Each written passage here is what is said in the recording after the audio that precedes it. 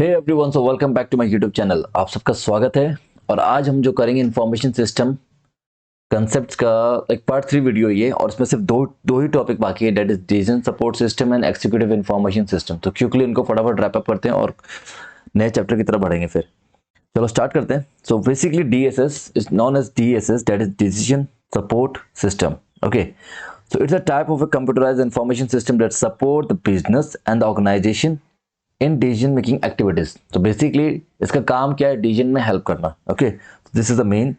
It's a provide tools to the manager to assist them in solving semi structure, point to be noted, solving semi structure and unstructured problem in their own.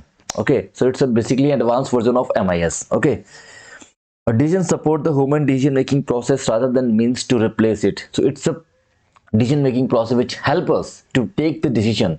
Okay, it's not a replacement. So it basically uses two type of planning languages. Number one is general purpose planning language and the number two is special purpose planning language. So general purpose में आप use समझ लो, it's like a language like a spreadsheet tally the basically the front end user to use कर the software, that is called a general purpose language. Allow the user to perform many routine tasks, for example retrieving various data from the database. मतलब best example is spreadsheet are the good example of this, जो कि आप daily use करते हो अपने life में. Special purpose planning language are the more limited in what they can do, but they usually do certain jobs better than the general purpose planning language. So basically SAS, SPSS are the examples. So you समझ लो general purpose is like something that you are using. आप कोई भी software use कर रहे हो तो उसमें जो भी इंटरफेस आप यूज कर रहे हो थोड़े बहुत रिपोर्ट्स निकालने के लिए, that is general purpose language. Okay, special purpose is like something the professional need to get some confidential report or to get something to edit. Like for आपके एग्जांपल में टैली को अगर आपको कस्टमाइज करना हो तो you should know the language TDL. TDL is language जिसके base पे पूरा टैली बना हुआ है. ठीक है, so you should know the TDL language to customize the tally. So that's a special purpose language, and general purpose language is like you know how to use the like keyboards and all shortcuts. So मतलब basically इस kind of interface अगर आपको मैं आपकी language में समझाऊं तो ठीक है. सो जनरल पर्पस आप समझ चुके हो. और now start with the what are the characteristic of DSS. This is the question that generally comes in examinations. तो what are the characteristic of DSS? Okay, तो हम लोग कुछ गिने चुने पढ़ेंगे, अराउंड 5 से 6 7 पॉइंट पढ़ेंगे, जो कि आई होप उतने भी याद हो जाए, उतने भी सफिशिएंट है. तो this support decision making and occurs at all level of management. So यहाँ पे जो याद करने वाली बात है वो it occurs at all level of management. So decision help in support decision making. So support decision making ये तो पता ही आपको, and occurs at all level of management. ये नया आपको सीखने को यहाँ पे मिला. ठीक है, next point, it should be flexible and adaptable. तो बेसिकली फ्लेक्सिबल है मतलब fit itself in the style of a particular manager and ready to change according to the change in the environment. तो अगर एनवायरमेंट में कोई change हुआ तो मेरा डिसीजन मेकिंग प्रोसेस भी थोड़ा चेंज होना चाहिए. तो this is what it is basically advance version of all the system that we have gone through. Okay, so it should be flexible and adaptable. तो ये पॉइंट भी इजी है, इसमें ऐसा कुछ नहीं है. और इसी से लाइक जुड़ा हुआ पॉइंट जो है वो है it should be extensible and evolve over time. मैं ऊपर नीचे करके लेके जा रहा हूँ ताकि आपका थोड़ा बन जाए.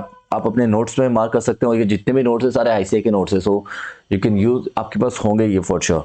It should be flexible and adaptable and it should be extensible, मतलब उसको एक्सपेंड कर सके and evolve over time with the time. इस पे नई अपडेट्स आ सके विद द एनवायरमेंट के हिसाब से, बिजनेस ऑब्जेक्टिव के हिसाब से. It can be updated. Okay, this is what it mean. It should be flexible and adaptable, so it should be extensible and evolve over time. Next is like this is focus on decision rather than data and information. तो यहाँ का focus क्या है? Decision लेना. Help in decision making rather than data information उठा उठा के देना, वो नहीं. It's not that. Its motive is not just putting data and the information. Okay, so it focus on decision rather than data and the information. ठीक है. It should be easy to use. A user should not have a knowledge of the computer programming to generate report that help in decision making.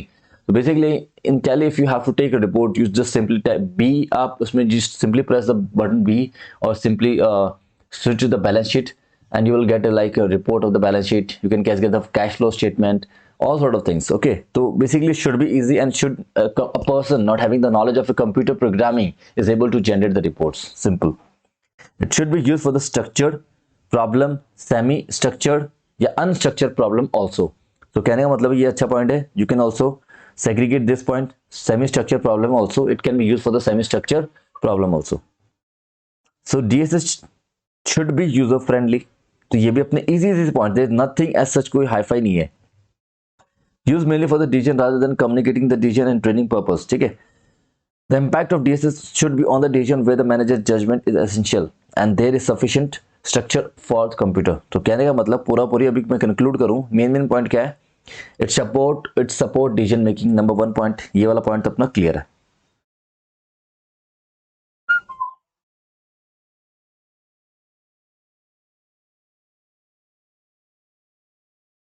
It support decision making and occurs at all level of management. बात खत्म. Number 2, it should be flexible and adaptable. Number 2 खत्म यहाँ पे भी. Number 3, it should be extensible and evolve over time. ये वाला point ठीक है. Now it should focus on decision rather than data and information. It should be easy to use. ठीक है. Use for the structure problem, semi structure problem या फिर unstructured problem. ठीक है. अगर इजी जब हमने बोला था, it should be then user friendly also and use mainly for decision making purpose rather than communicating the decision and training purpose. तो इसमें ऐसा कुछ बताने को नहीं है. अगर इतने पॉइंट भी याद हो गए तो सफिशिएंट है. देखो मोटा मोटी ये पॉइंट याद रहना चाहिए. Flexible, adaptable, easy to use, user friendly, ये तो इजी है. और फिर उसके बाद ये वाला semi structure support decision making, ये भी इजी अपना. उसके बाद अपना क्या आएगा? It should extensible and evolve over time. तो ये वाला पॉइंट भी अपने मोटा मोटी इसमें सब कुछ हो गया है. ठीक है. लास्ट पॉइंट अगर आपको पढ़ना हो तो ऑप्शनल है. The impact of DSS should be on the decision where the manager judgement is essential. ठीक है. And there is a sufficient structure for the computer. ये लाइन काटने से भी चलेगा. The impact of DSS should be on the decision where the manager judgement is essential.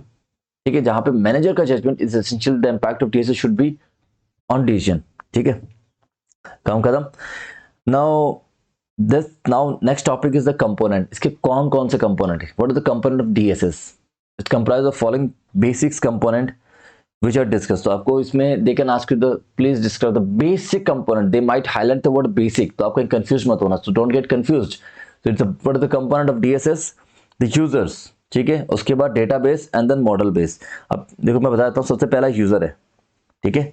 And then this is the second point, database, and the last one is model base. तो इसके भी सब heads है, तो वो भी अपने को याद रखना है.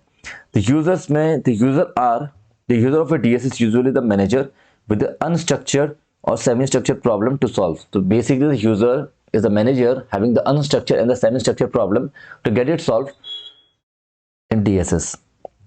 There are two broad classes of user. Number 1, manager and the staff specialist. These are the user who have the basic computer knowledge and want the DSS to be very user friendly. बस इतना ही लिखना है. Next आता है staff specialist, basically the analyst. ठीक है. यहाँ पे जो बताना चाहते, they are the people who are more detail oriented and willing to work and willing to use complex system in their day to day work life. So they are basically the professional one. Okay, जैसे मैंने पहले भी बताया था. Now the second component जो आता है वो अपना डेटाबेस. तो database is our second component. A DSS include one or more database that contain both routine and the non-routine data for both internal and the external sources. Okay, so include one of the more database that contain both routine and non-routine data. So database में basically क्या होता है? आपका data होता है. In database we generally store the data. Okay, the database may also capture data from other subsystems such as marketing, production and personals. So these are the like databases जहाँ पे सारा data store हो रहा है. So it's kind of from there DSS user data और वहाँ पे एक डिसीजन बना के देता है. It's kind of that. Okay. Now implementation of database like physical level, logical level, external level. तो use, ठीक है. तो ये आपको क्वेश्चन आ सकता है. Database is implemented in 3 level. जो डेटाबेस है उसको हम इम्प्लीमेंट करते हैं in 3 level. Number 1 physical, logical and then external. Right. So physical level, it involves the implementation of the database on the hard disk. ठीक है. The management of the storage and access is controlled by the operating system. So physical level मतलब data जो एक hard disk में store किया जाता है. That this is what it mean. Okay. Logical, it is designed by the professional programmer which have computer knowledge of the database management system. जिसमें आप अपना डेटा स्टोर मतलब लाइक आपको जो फ्रंट एंड यूजर होते हैं उनको जो डेटाबेस मैनेजमेंट सिस्टम दिखता है जिसमें आप अपना सारा डेटा इनपुट वहीं पे देते हैं. तो इट्स लाइक आप यूँ समझ लो, कोई होटल में जाते हो तो आपने देखा होगा उनका हर एक होटल का अपना अपना एक सॉफ्टवेयर है. It's not a software, it's basically database management system है जहाँ पे वो डेटा दे रहे हैं और वो एक जगह स्टोर हो रहा है. ठीक है. और जहाँ जिसको रिक्वायरमेंट होती है उस काइंड ऑफ दैट. तो logical,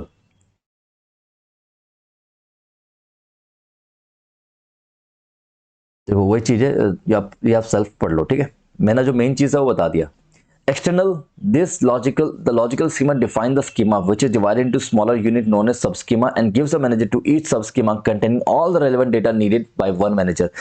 External schema, they are the logical defined schema. So the logical level defined schema which divided into smaller unit known as subschema and given to the manager for each subschema containing all the relevant data needed for one manager. It might be like you might not get click, ठीक है, but थोड़ा सा अलग है, ये हटके है, तो आपको समझना पड़ेगा guys. It's like a very quick revision, so I can get in depth. Okay, तो लॉजिकल हो गया, पूरा पूरी समझ में आएगा। Define the schema which divided into smaller units known as sub schema, इतना भी लिखोगे ना तो वो भी काफी है। Now model based, the planning language is a DSS allow the user to maintain a dialogue with the model base. The planning language of DSS allow the user to maintain a dialogue, basically communication, okay, with the model base which is the brain of DSS. So model base is a brain of DSS, या फिर brain of DSS को define करो तो you have to basically write something about the model base because it performs the data manipulation and computations with the data provided to it by the user and the database. So basically what it means, model base is the brain of the DSS because it performs the data manipulation and the computation with the data provided by the user and the database. There are mainly two types of model base. So इसमें types क्या क्या अपना,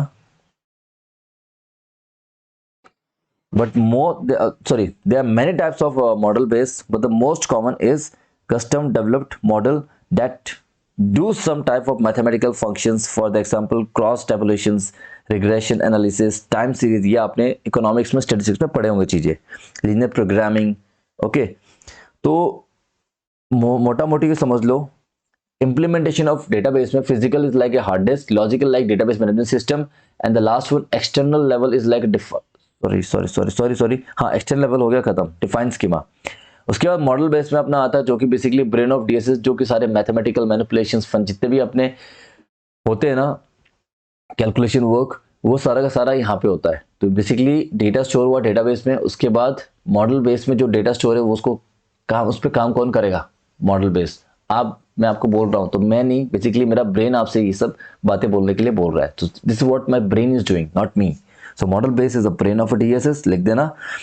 It performs the data manipulation and the computation with the data provided to it by the user and the database. बात खत्म। So this is all about the component of DSS. Okay. हाँ, component हो गया अपना, characteristic होगी। तो characteristic में फिर से रिकॉल करवा रहा हूँ, support, decision support, flexible, adaptable. जहाँ फ्लेक्सिबल आप एडेप्टेबल लिखोगे तो it should be extensible and evolve over time वाला पॉइंट भी डाल देना। It should focus on decision rather than inform data information, easy to use वाला पॉइंट डाल देना। उसके बाद यूजर फ्रेंडली भी दे देना, it use for the structure, semi structure and unstructure problem also, ठीक है। मोटा मोटी अपना हो चुका है। Use for the decision making rather than communicating decision and training purpose. So rather than communicating भी इतना ही लिख दोगे ना तो भी सफिशिएंट है। ओके, नाउ कंपोनेंट में user, database and last one model base, ठीक है। तो यूजर में मैनेजर और स्टाफ स्पेशलिस्ट था, और उसके बाद आपका डेटाबेस में तीन आपके कंपो थे इंप्लीमेंटेशन की स्टेज से, physical level, logical and then external, and the last one is model base which was the brain of a DSS. मोटा मोटी हो गया, ये भी हो गया, ठीक है। Now example of decision support system in accounting. यार आपको पता ही है, इसके बारे में हम इतना इन डेप्थ नहीं जाएंगे, तो हेडेड पॉइंट्स अगर याद हो तो रख लेना, ठीक है। सो मोटा मोटी क्या बोल रहे हैं, इन हाउस डेवलप करते हैं। Below are the several illustration of this system. तो number one, cost accounting system जो आपका होता है, this is one of the good example for the DSS, like cost accounting system, capital budgeting system. Capital budgeting आपका एक chapter भी already SFM में लिखे। Capital budgeting requires the tool to evaluate high technology investment decision, net present value, IRR, internal rate of return, all sort of things. Okay. Budget variance for controlling cost and evaluating managerial performance. The system allow this controllers to graph views, all sort of things. ठीक है, budget variance analysis आप देखते हैं, पता है आपको, ये सब मैं चीज नहीं बता रहा हूँ। ग्राफ में आप देखते हो 1 to 5 ईयर का डेटा, तो basically budget variance analysis system वो करता है। General decision support system like some planning language used in decision are general purpose and therefore have the ability to analyze the many different types of problem. तो मोटा मोटी इनके heads अगर आपको याद रहे तो कुछ ना कुछ तो लिख के आओगे for sure. Cost accounting system, costing की बात करेगा. What are the example of DSS? Cost accounting system, capital budgeting. दो तो अपने याद है क्योंकि कॉस्टिंग अकाउंटिंग, कॉस्ट अपना एक अलग से सब्जेक्ट है. कैपिटल बजटिंग कहीं ना कहीं एक अपना बहुत बड़ा वास्ट चैप्टर है एसएफएम में. ओके उसके बाद आपका बजट वेरिएंस, ये भी अपना स्टैंडर्ड कॉस्टिंग के अंदर एक छोटा चैप्टर है, budget variance and general decision support system. तो मोटा मोटी आपको दिमाग में सेट हो जाना चाहिए डीएसएस के एग्जांपल्स क्या क्या है. Cost accounting system. ओके उसके बाद अपना नेक्स्ट चैप्टर जो आता है वो किसका था, बताओ anyone? Capital budgeting system, capital budgeting हो गया. उसके बाद अपना बजट वेरिएंस सिस्टम, ठीक है. उसके बाद last general decision support system, ठीक है. तो मोटा मोटी तीन तो आपको ऐसे याद हो गए होंगे, बस ये वाला शायद क्लिक ना हो एग्जाम में, तो उसको एक दो बार देख लो. General decision support system, GDSS. Okay कुछ भी याद होना चाहिए. अब आता है नेम कि डीएसएस और एमआईएस, जो कि ट्रेडिशनल एमआईएस कहते हैं जिसको, उन दोनों में डिफरेंसेस क्या है, व्हाट आर द डिफरेंसेस और किस डायमेंशंस में इनका डिफरेंसेस है. तो नंबर वन हम देखते हैं कि एमआईएस सबसे इजी वो है कि फ्लेक्सिबिलिटी को लेके. डीएसएस बड़ा हाईली फ्लेक्सिबल है एंड ये रिलेटिवली इनफ्लेक्सिबल है इन कंपैरिजन टू डीएसएस. तो सबसे पहला पॉइंट तो इजी है आपका फ्लेक्सिबिलिटी को लेके, ठीक है. Orientations, it's external orientation and this is like internal orientations, ठीक है. मोटा मोटी समझ में आ रहा है. System analysis emphasis no tools to be used in decision making problem. it emphasizes क्या इसका, tools to be used in decision making. और इसका क्या है, on information requirement analysis, ठीक है. तो वहां पे वो इंफॉर्मेशन की रिक्वायरमेंट का एनालिसिस करता है बैठ के, और यहाँ पे क्या, tools use in decision making, ठीक है. मोर analytical capability, little analytical capability, क्योंकि यहाँ पे कंप्यूटेशंस एमआईएस में इतना कुछ तामझाम नहीं है, ठीक है. वो उसका एक अलग सिस्टम है, और ये यहाँ पे डिसीजन लेगा, तो डिसीजन लेगा तो एनालिसिस करना है. तो वही चीज आपको याद रखो, analytical capability it is more, उसमें लिटिल मतलब ना के बराबर ही है. तो अपने मोटा मोटी 4 पॉइंट ऐसे हो गए जो कि आपको समझना है. Orientation, external internal, flexibility, highly inflexible and relatively inflexible, ठीक है. Analytical capability more, it is little, ठीक है. System analysis, emphasis tool to be used in decision making, और वहां पे information system, sorry information requirement, तो ये अपना एनालिसिस आता है. तो मोटा मोटी हो गया. नेक्स्ट 2 पॉइंट और है, philosophy. Provide integrated tool, data, model and the language to the end user, and it provides the structured information to the end user. So it provides an integrated tool, data, models and language to the end user. DSS basically याद हो तो अच्छी बात है, नहीं हो तो कोई उपाय नहीं है, अभी लास्ट मोमेंट में तो इतना कुछ नहीं करवा सकते. Provide structure information to the end user, क्या बोलता है, provide structure problem to the end user, बात खत्म. सिस्टम डिजाइन देख सकते हो तो देख लेना, इंटरैक्टिव प्रोसेस है, और system development is based on static information requirements. इसमें समझाने के लिए कुछ नहीं है, ठीक है. तो मोटा मोटी आपको 4 पॉइंट ऐसे जो कि इजी है, आपको याद भी होंगे. Orientation, flexibility, analytical capability and system analysis, ठीक है. हेड पॉइंट ऊपर नीचे कर सकते हो, कोई दिक्कत नहीं है, बट ट्राई की यही आप वर्ड यूज करो, ठीक है. एटलीस्ट 3 में तो यूज कर लो, स्टार्टिंग के 3 पॉइंट्स तो अच्छे से यूज कर लेना, उसके बाद रब रखा. Now the strategic level system. अब स्ट्रेटेजिक लेवल में हमने बोला एक सिस्टम बाकी, that is executive information system, बात खत्म. तो अब लास्ट टॉपिक अपना है for this chapter, that is EIS, that is executive information system. मोटा मोटे डीएसएस के हमने कैरेक्टरिस्टिक पढ़े थे, उसमें कुछ सीरीज ऑफ पॉइंट्स थे, कोई सब है उसमें, कोई भी हेडिंग में नहीं थी किसी भी. उसके बाद हमने पढ़े थे कंपोनेंट्स, कंपोनेंट्स के बाद हमने अभी लास्ट मॉडल, ये एग्जांपल ऑफ डीएसएस देखा, देन डिफरेंसेस, ठीक है. नाउ स्ट्रेटेजिक लेवल सिस्टम में अंदर सबसे पहला आता है अपना एक्जीक्यूटिव इंफॉर्मेशन सिस्टम, ठीक है. अब नाम से पता चल रहा है ये तो एकदम जो टॉप लेवल जो एक्जीक्यूटिव्स होते हैं ना, यही लोग यूज करने वाले ये सिस्टम. तो it's going to be very costly also, right. It's serve strategic level, that is the top level manager of organization. It's create a generalized computing and communication environment rather than providing any present application or a specific competence. So basically, serve strategic level, that is top level management, create generalized computerize computing and the communication environment. ठीक है, इतना भी लिख लो चलेगा, जो याद हो सके वही पढ़ो, फालतू में नेसेसरी पूरा पढ़ के मतलब नहीं है, राइट। सो नाउ सबसे पहला पॉइंट आता है इसके अंदर, क्वेश्चन जो आता है, what are the characteristic of EIS, that is, इसे हम शॉर्ट में बोलते हैं एक्जीक्यूटिव इंफॉर्मेशन सिस्टम को EIS। Okay, what are the major characteristic. ठीक है, सबसे पहले तो नाम से पता चल रहा है इट सर्व किसको करेगा, ठीक है। Is a CBIS, EIS is a computer based information system that serve the information need of the top executive. Okay, it's the information computer based information system that serve the information needs of top executives. Executive के लिए बना है, तो पहला point तो बहुत easy है, ठीक है। इट सर्व किसको कर रहा है, information need to the top executives. It locate, अब जैसे मैंने उसको थोड़ा कस्टमाइज किया तो आप भी इस हिसाब से इस पॉइंट को कस्टमाइज कर सकते हैं। It locates the problem without the need to learn the query language. We can locate the problem without learning the query languages. Okay,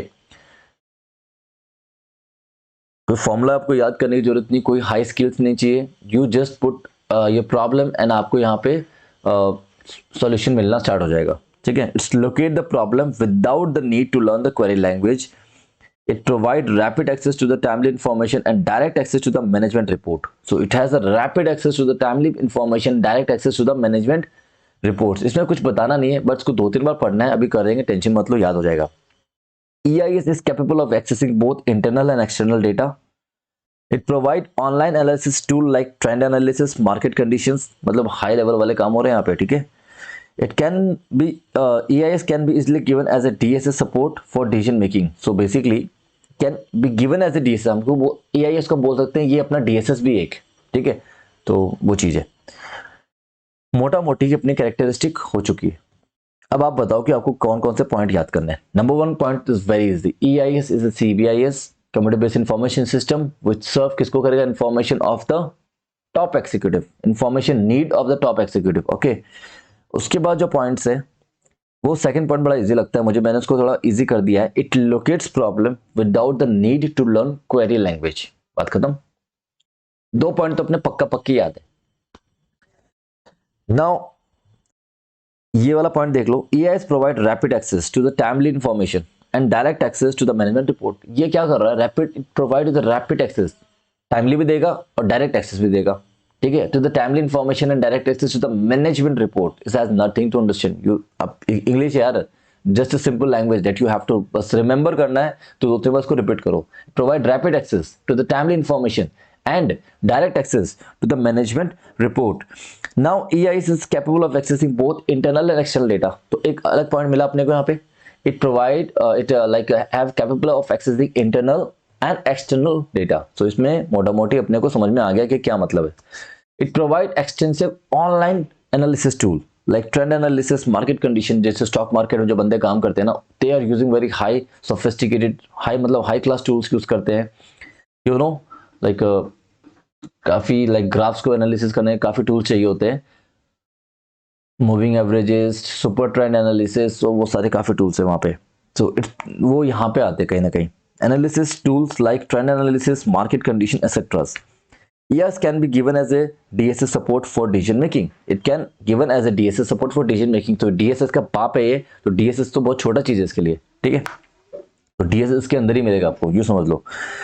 So सबसे पहले तो serve purpose of the information needed by the top executive, ठीक है। उसके locate the problem without need to learn the query language. EIS provide the rapid access to the timely information, बात खत्म, and direct access of the management tool.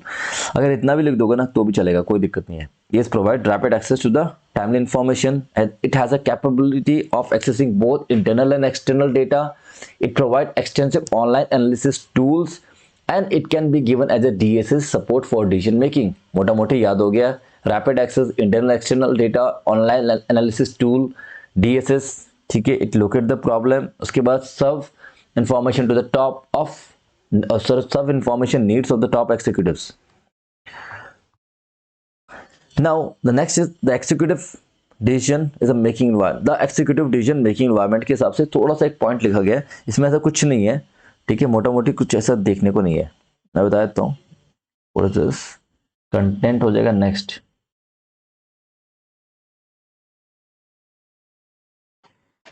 Okay, Often executive make their decision based on the vision they have regarding what it will take. So sorry, what it will take to take their enterprise successful. So they want मतलब अपने enterprise को successful कैसे करें. So they want a vision like this. तो उसके हिसाब से executive decision making जो है उसके कुछ कैरेक्टरिस्टिक हम फटाफट देख लेते हैं. अभी तक हमने sorry characteristic of the types of the information से पहले हमने जो देखा था ना वो they are the characteristic of executive information system. Now characteristic of the types of the information used. यहां पे अब नेक्स्ट इज लाइक आपको लाइक यू नीड 5 कैरेक्टरिस्टिक बताओ. Tell me the 5 characteristic the types of the information. किस किस type की information यहां पे यूज होती है. Types of the information used in the executive information system are given as follows. You got the difference. पहले we studied the characteristic of EIS. Now we are studying the characteristic of the types of the information used in decision EIS. ठीक है, बात खत्म. फिल्लू, इसे हम कहते हैं फिल्लू. ये फिल्लू फिल्लू क्या है, वो क्या है, types of the information of the sorry characteristic of the types of the information used in the EIS. I am still repeating. यहाँ पे गलती होने वाली है इसलिए मैं इसको बारी बारी रिपीट कर रहा हूँ. सो प्लीज इग्नोर मत करो. फिल्लू, फिल्लू से अपने को सबसे पहले देखो, पहले तो हेड पढ़ लेते हैं. Lack of structure. Lack of structure जो प्रॉब्लम होती है यहाँ पे जनरली क्या होती है, are relatively unstructure. This types of decisions are not clear cut as deciding how to debug the computer programs. Okay, it is not always obvious what data are required and how to weight available data when reaching the decision. तो मोटा मोटी समझ लो lack of structure के अंदर क्या है, many of the decision made by the information are restrictively unstructured. ठीक है, यहाँ पे जो इंफॉर्मेशन आप यूज कर रहे हो वो कोई स्ट्रक्चर्ड इंफॉर्मेशन नहीं है, वो बेसिकली अनस्ट्रक्चर्ड इंफॉर्मेशन है. ठीक है. High degree of uncertainty. जो एक्सिक्यूटिव जिस फेज में काम करते हैं, executive work in a decision space that often categorized by the lack of precision. For example कल क्या हो जाए, दे वर्क लाइक आप बंदा स्टॉक मार्केट में काम कर रहा है, कल को अरब में कुछ भी, इधर ऑयल का एग्जांपल दिया तो वही मैं यहाँ पे रिलेट करा रहा हूँ. तो ऑयल में कल को रेट बढ़ गए, गिर गए, तो उसका पूरा पूरा हमारा कॉस्टिंग में इंपैक्ट पड़ता है. राइट, मैं अगर पेट्रोलियम कंपनी हूँ तो वो चीज़ है. They work in high degree of uncertainty. तो इनकी इंफॉर्मेशन होती है ना वो लाइक बहुत फास्ट चेंजिंग है, चेंजिंग एनवायरनमेंट में काम करते हैं. तो the decision is to be very fast and has to be very effective also. तो ये टाइप्स ऑफ इंफॉर्मेशन के अंदर हमने हाई डिग्री ऑफ अनसर्टेनिटी. ठीक है, ये सारे वो बातें बोलिए. Future orientations. Strategic planning decision are made in order to shape the future event. तो यहाँ की जो इंफॉर्मेशन होती है they are kind of future orientation. So strategic planning decision are required made in order to shape the future events. As the condition change, enterprise must also change. It is the executive responsibility to make sure that the organization keep the pointed toward the futures. How will the future technology affect what the company is currently doing? So this is the thing. What will be the competition or the government do next? Government की next policies क्या होंगे. What product will the consumer demand 5 years from now. So ये सारे information के answer चाहिए होते हैं. तो इट्स लाइक यहाँ पे जितने भी इंफॉर्मेशन जो आपको डिसीजन चाहिए, यहाँ पे types of characteristic the types of the information used in EIS that the future orientations. ठीक है, क्वेश्चन जो होते हैं फ्यूचर ओरिएंटेशन. Informal source. आपके पास वो कहते हैं ना इनसाइडर ट्रेडिंग स्टॉक मार्केट में, तो वो सोर्सेज क्या होते हैं, वो फॉर्मल सोर्सेज नहीं होते जो आपके पास information, they are the informal sources. So executives more than other types of manager rely heavily on the informal source of key information. Okay, तो इनकी जो इंफॉर्मेशन रहती है वो बेसिकली क्या है, rely on the heavily on the informal sources for the key information. ठीक है, for example lunch with the colleagues, उनके साथ कुछ मतलब यहाँ पे मोटा मोटी आप जो इन्फॉर्मेशन मिलेगी उसका कोई डॉक्यूमेंटेशन आपको शायद ना मिले, they are because they are the informal sources. Okay, so informal sources, low level of details. Most important executive decisions are made by the observing board trends. This requires the executive to be more aware of the large overview than the tiny items. मोटा मोटी आपको ये heads point याद करने पड़ेंगे. फिल्लू, फिल्लू से सबसे पहले आपको क्या आ रहा है, एफ से क्या आ रहा है अपने को बताओ. फिल्लू फिल्लू फिल्लू फ्यूचर ओरिएंटेशन. इसके बारे में आप लिख लोगे, मोटा मोटी हमने समझ लिया. हेड पॉइंट्स याद करने का काम है मेरा, वो मैं आपको करवा देता हूँ. ठीक है, फिल्लू फ्यूचर ओरिएंटेशन. उसके बाद आई इनफॉर्मल सोर्सेज, एल lack of structure, then low level of details, FILL you, you से आपका रह गया last one high degree of uncertainty यहां से निकाला गया यू, ठीक है, फिर लो, तो लैक ऑफ स्ट्रक्चर एल हो गया, high degree of uncertainty, this are the types of the information use in the executive management decision. मैं स्टिल रिपीट कर रहा हूं, टाइप्स ऑफ द इंफॉर्मेशन के कैरेक्टरिस्टिक है, ना कि कैरेक्टरिस्टिक ऑफ ईआईएस। तो lack of structure, high degree of uncertainty, उसके बाद एफ से स्टार्ट करते हैं, फ्यूचर ओरिएंटेशन, आई से इनफॉर्मल सोर्सेज, एल से lack of structure, F I double L होता है इसमें। तो दूसरा क्या है, लो लेवल ऑफ डिटेल्स, जो लास्ट पॉइंट है जो इतनी आसानी से क्लिक नहीं होगा, low level of details, mark star अगर आपको याद करना है तो, low level of details F I double L U and high degree of uncertainty का यू। ओके, नेक्स्ट क्वेश्चन जो अपना आता है, what are the content of EIS, और ये अपना लास्ट क्वेश्चन है और इसको हम यहीं खत्म करते हैं इस चैप्टर को। आई होप 2 या 3 मिनट में अभी खत्म होने वाला। What are the content of EIS journal, answer to the question is what data is appropriate for the inclusion in an EIS is whatever is interesting to the executive। तो इस तरह से आपको क्वेश्चन की फ्रेमिंग में हो सकती है, जो लाइन में अंडरलाइन किया ना इसको जरूर पढ़ लेना, इस लाइन को भी यूज करके आपकी क्वेश्चन की फ्रेमिंग हो सकती है। And what they need in that, before that they need content of EMIS। Okay, while the above indicate the selection of the data for the inclusion in EMIS is difficult, we have some principles to guide the design of the measures and the indicator to be included in the EIS as given below।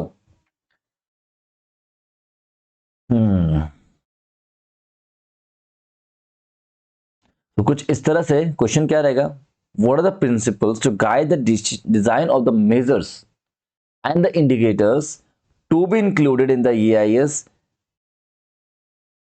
ठीक है, जिसमें से अपना सबसे पहला EIS must be easy to understand and collect। तो EIS it should B, अपना content of EMIS तो हेडिंग नहीं होना चाहिए, बट ठीक है, इंस्टीट्यूट जिंदाबाद जो है लिखा है सही है। ओके, सो EIS की क्या क्या गाइड्स और प्रिंसिपल्स है कि भैया क्या होना चाहिए, design of measure of indicator to be included in the EIS, it should be easy to understand and collect. EIS measures जो है must, EIS नहीं, EIS measures must be easy to understand and correct। okay, उसके बाद next आता है EIS measure must be based on a balanced view of the organization objective। ये नहीं कि ऑर्गेनाइजेशन ऑब्जेक्टिव कहीं और है, EIS कुछ और ही बोल रहा है, ठीक है। so must be on a balanced view of the organization objective। ये 3 पॉइंट ना बड़े कॉमन से, तीनों में EIS measure, EIS measures and EIS measures he use हो रहा है।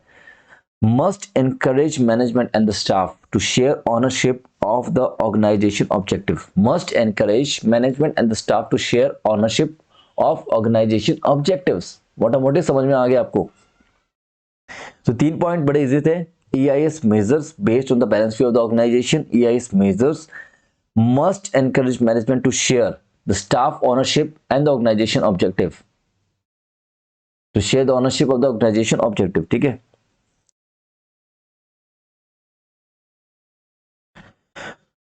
इजी टू अंडरस्टैंड, ये पॉइंट देखो, ये पॉइंट्स आपको याद हो जाने चाहिए अभी के अभी। पहला क्या था, EIS measures must be easy to understand and collect. Number 2, must based on a balanced view of the organization objective. Number 3 जो ये वाला पॉइंट है, must encourage management and the staff to share ownership of the organization objective. Now we are left with 2 points या 2 या 3 points, जिसमें से मैं पहला बताता हूं, performance indicator. Performance indicator in an EIS reflects everyone's contribution in a fair and consistent manner। Performance indicator in EIS must reflect everyone's contribution। हर बंदे का contribution उसके अंदर reflect होना चाहिए in a fair and a consistent manner। Okay, EIS must reflect everyone's contribution in a fair and consistent manner। So performance indicator में आपको देखना है कि यार ये हर व्यक्ति की बेसिकली रिफ्लेक्ट करे परफॉर्मेंस को in a fair and consistent manner. ये नहीं कि थोड़ा पार्शियलिटी हो, ऐसा कुछ नहीं होना चाहिए इसके अंदर, ठीक है, should be impartial basically. The performance indicator must reflect everyone contribution in a fair and consistent manner. Indicator should be independent as possible from the variable outside to control the managers, तभी वो impartial हो पाएगा। Next, EIS information must be available to everyone in the organization। Information that remain confidential should not be part of EIS or a management system of the organization. EIS must be evolved to meet the changing need of the organization. तो मोटा मोटी point बड़े easy है, बस उनको click करना है. ये क्या है, द गाइडिंग प्रिंसिपल्स. ठीक है, the guiding principle to design of the measure. और या फिर आपको इसको क्वेश्चन की तरह कंटेंट ऑफ EMIS में भी आपको यूज कर सकते हैं इस क्वेश्चन, इस पॉइंट्स को. सबसे पहला हमने पढ़ा EIS मेजर्स के हेड बनाना. ठीक है, इसमें क्या बनाना, ऐसे लिखना, लिखना याद करने के लिए बोल रहा हूं. EIS मेजर लिखना, उसके बाद ये 3 पॉइंट उठा के डाल देना, याद दिमाग में ऐसे आना चाहिए. Must be this and then EIS must encourage. So EIS must easy to understand. ये वाला पॉइंट सही है. Must be based on the balanced view of the organization objective. काट खत्म. It should okay वो performance indicator था. Must encourage management and the staff to share the ownership of the organization objective. ठीक है, to share the ownership of the organization objective. ठीक है, उसके बाद performance indicator की बात थी. परफॉर्मेंस इंडिकेटर आपका हेडिंग पॉइंट बन सकता है, कोई दिक्कत नहीं है. Performance indicator is in EIS must reflect everyone contribution in a fair and consistent. आप बोल रहे हैं परफॉर्मेंस, तो सर हर किसी की परफॉर्मेंस इसमें रिफ्लेक्ट होनी चाहिए और एक फेयर एंड कंसिस्टेंट मैनर में. ऐसा नहीं कि किसी के साथ पार्शियलिटी हो जाए, और इसलिए इसको should be keeped outside the control of the manager. ठीक है, और जो इन्फॉर्मेशन जो यहाँ पे आप must be available to everyone in the organisation. ये नहीं कि कुछ कॉन्फिडेंशियल सब सिर्फ सिलेक्टेड लोगों की देख रहे हैं, नहीं. It should be available to the everyone in the organisation. और जो इन्फॉर्मेशन कॉन्फिडेंशियल है, the information which are confidential should not be part of the EIS और a management system of the organisation. ये वाला पॉइंट भी अपना हो गया. तो यहाँ पे आपका हेडिंग पॉइंट अगर आपको याद रखने के लिए बोलना होगा, इंफॉर्मेशन से related, so you can make it the heading point information. ठीक है, उसके बाद EIS must evolve to meet the changing need of the organization. तो आप इसमें पॉइंट ला सकते, इवोल्यूशन या इवॉल्व करो.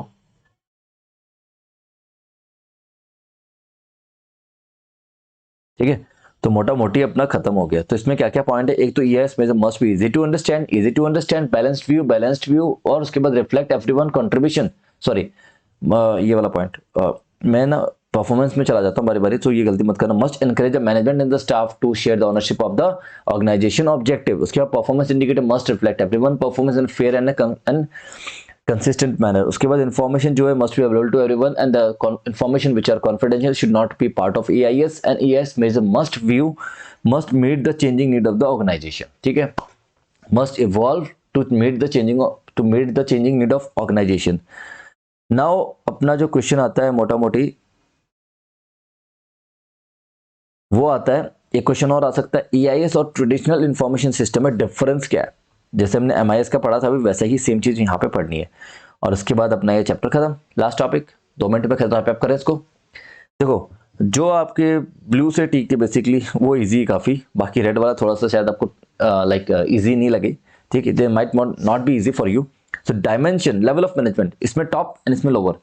जो ट्रेडिशनल इंफॉर्मेशन सिस्टम है और जो EIS है वो टॉप और the near the top executive use करते हैं लेवल ऑफ मैनेजमेंट, और यहाँ पे लोअर स्टाफ. ठीक है, ये किसका हो रहा है, ट्रेडिशनल इंफॉर्मेशन सिस्टम TIS, जिसके अंदर क्या था अपना TPS. याद आया कुछ?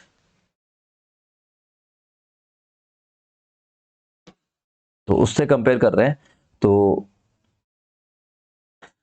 Nature of information access, specific issue problems, यहाँ पे जो क्या होता है स्पेसिफिक या इश्यूज या प्रॉब्लम को हम यहाँ पे डील करते हैं. ठीक है, एंड स्टेटस, और इसमें होता है स्टेटस रिपोर्टिंग. ये शायद आपको क्लिक ना हो. ठीक है, नेचर ऑफ इंफॉर्मेशन प्रोवाइडेड, यहाँ पे online tools and the analysis मिलता है. यहाँ पे offline tools for the reporting लिख दो, या ऑफलाइन स्टेटस रिपोर्टिंग लिख दो, कुछ भी लिख दो.